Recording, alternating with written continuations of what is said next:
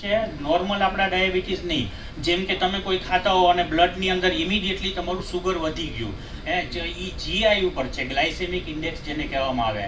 તો લોકો એમ કહેતા હોય કે અમારે છે ને એવો ઉપમા બનાવવાનો છે કે એવું પ્રીમિક્સ કરી દો કે એનો જીઆઈ બધીથી ઓછો હોય, એટલે અમે આ લોકોના ડેટા ઉપયોગ કરી અને એમાંથી લઈ અને જેનો જીઆઈ ઓછો હોય એ પ્રમાણે એ પ્રોડક્ટ બનાવીએ છીએ.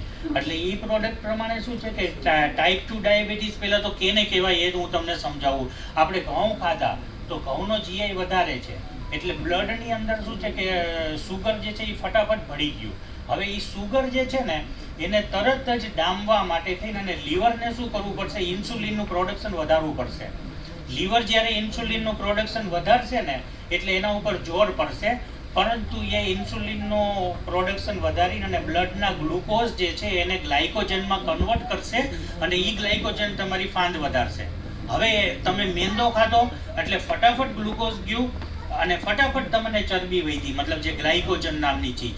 તો એવું કન્ટિન્યુ થયા રાખશે એટલે લીવરને બહુ વધારે જોર પડશે. અને આવા બધા જે મિલેટ્સ છે ને એ ખાવાથી ગ્લાયસેમિક ઇન્ડેક્સ એનો તમને કોઈને ખબર છે? ગ્લાયસેમિક ઇન્ડેક્સ એટલે જેમ કે સાયન્ટિસ્ટોએ સુગરને એક નક્કી કરેલી માત્રા છે કે સુગરનો ગ્લાયસેમિક ઇન્ડેક્સ એ 100 હોવો જોઈએ.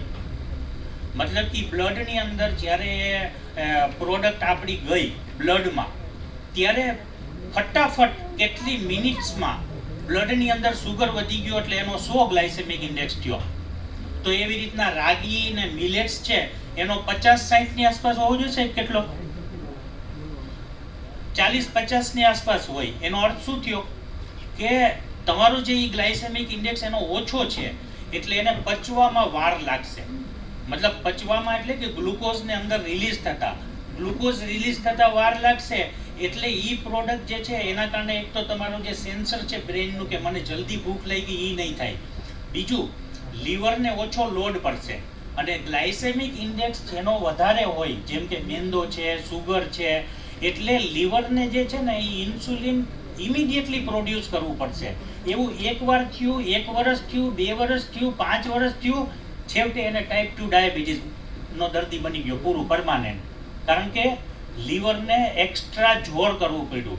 એટલે આપણે કોઈ પણ પ્રોડક્ટ સિલેક્ટ કરીએ છીએ ને તો હંમેશા જીઆઈ ઓછું કેનું છે એવી પ્રોડક્ટ સિલેક્ટ કરવાની. નેક્સ્ટ.